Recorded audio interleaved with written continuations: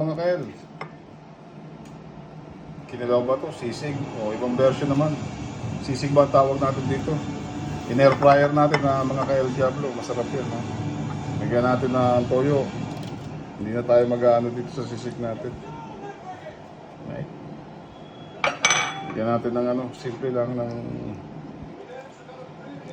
lemon yun, no? Kaya kalamansi. No?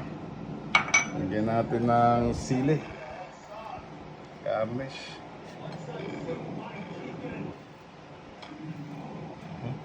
Lagyan natin ng maraming sibuyas. Kinilaw ang tawag ko nga dito eh. Hindi ko naman kasi ano, o sisig pa rin. Right? At, syempre, katapos nyo yan, huwag mong kakalimutan ang, ayun! Spring onion. Then, haluin ninyo. Voila!